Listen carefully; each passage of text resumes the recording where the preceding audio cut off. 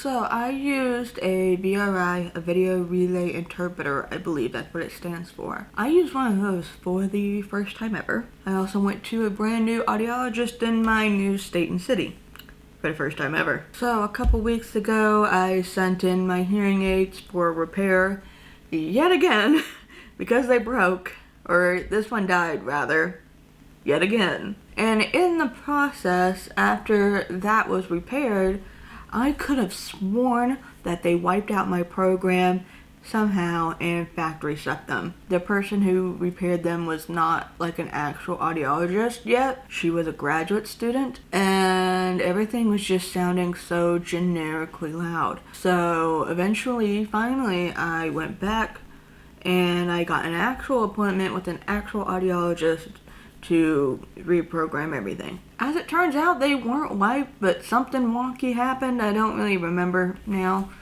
what happened, but yeah, there's that. So because this appointment was so close, getting an actual interpreter in person was not going to happen because nobody was available. So they asked me if I would be okay with one on video. Now, the thing about VRI is that it is not usually preferred. Most of us tend to prefer an interpreter in person for multiple reasons. The most popular reason I want to assume is just because of lack of internet connection. So image can be buffering, the connection gets lost, things like that. I will say, so I accepted the offer because why not? An interpreter is an interpreter for me, although as long as I had my hearing aids in, I can get away with, understanding conversation in an audiologist's office as long as my hearing aids are in. Because if there's any place that is extremely quiet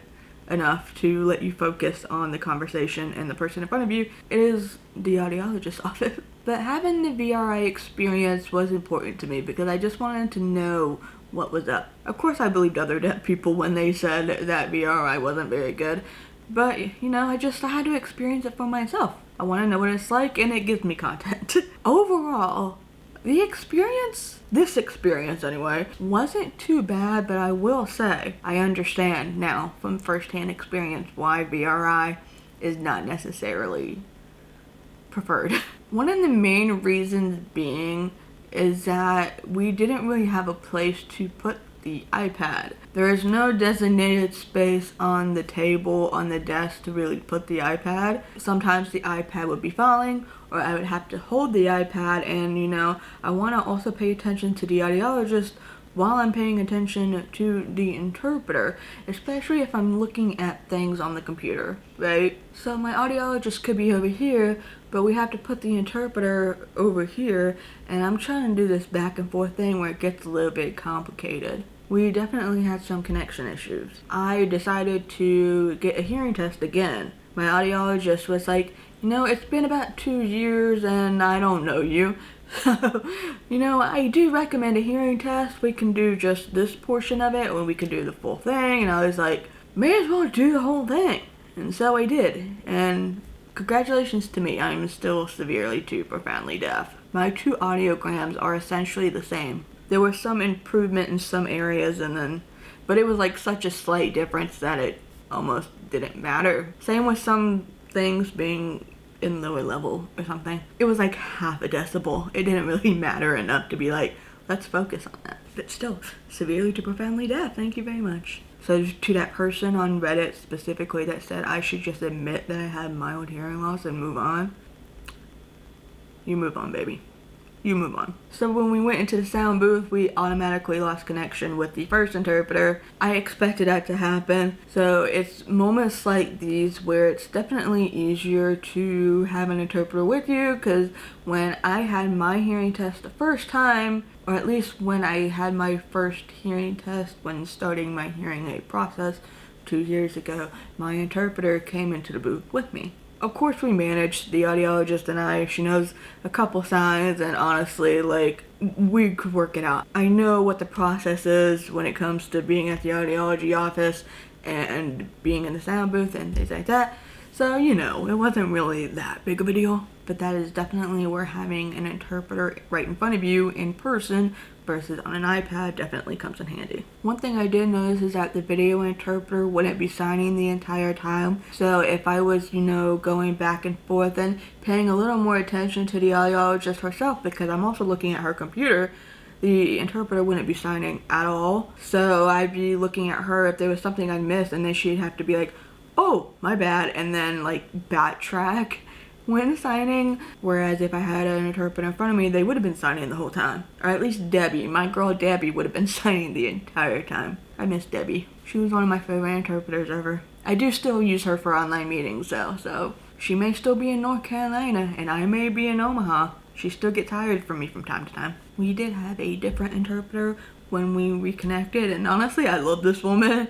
Like, she was so fun. And we had a bunch of laughs together, whereas the first one was a bit more like strict, but the second one was a little more lax. Maybe almost too relaxed, because I think she was the one that mostly was not signing all the way all the time. So when I would be looking at her when I missed something and going back and forth, and then she'd have to backtrack all the way. So there was that. I think there was only one moment where we had an issue with buffering image, but overall I don't think we had much of an issue with connection, except for that one moment and when we got to the sound booth, which was expected. I would say the pros to having VRI is that you can usually, I would assume, get an interpreter like right when you need one. I'm guessing they're all on standby, and it's just, you click on a button and then you wait for one to show up. Whereas if you want an interpreter in person, you're just gonna have to hope that they have an opening. Otherwise, you're gonna need to be waiting a lot longer to get an appointment. Like, these interpreters around here can be booked for weeks. And my particular appointment was about an hour and a half to 2 hours. So that's a while to have them booked for. So if you do have a bit of an emergency appointment, the VRI definitely comes in handy. The con is that if you really very much prefer an in-person interpreter, which of course I understand and also prefer, you're kind of out of luck. So would I use VRI again? I mean, I'm not really opposed to it because so far it seems to work okay, but I almost feel like, one, I would absolutely prefer an interpreter in person, and two, it almost seems to be a little more efficient and go by a little faster for me. I'm talking about myself personally. It almost seems to be a little bit more efficient and easier on time if we just rely on my hearing aids and the person being in front of me. So in the audiologist room, it's not so bad. Although when it comes to going back to the front desk, it's a little bit wishy-washy because there's so much more of an opening and then other people are there as well. So there's a bit of a back and forth in hearing all this dialogue. Which should bring me to what my hearing aids are like right now, but I think we will save that for another video because that's an entirely different topic. My hearing aids are loud again and they sound like I just got hearing aids again for the first time. They're programmed. They're on a specific program now for me, but it definitely sounds and feels like I have hearing aids again for the first time ever. So I'm having to get used to it all over again. But we'll discuss that more in another video, so you should definitely consider subscribing and hitting that notification bell so you don't miss out on that upload. And to go along with that, if you would like to support the work that I do have a Patreon page. So that is the first check that I get every month, and that helps me out with making content, helps me out with my livelihood. So you get extra content like articles that won't go out to the public, some personal writing, I'm working on books and things like that. You get updates on that work in progress. We got a little book club going on, and then there's some YouTube stuff in there as well. So for as low as $1 a month, you can get access to some of that. If Patreon isn't your thing, but you would like to leave a tip, there is a super thanks down here that definitely helps out as well, because all of that goes straight to my YouTube check itself. Thank you for taking the time out of your day to watch this video. I very much appreciate it, and I will see you later. Bye.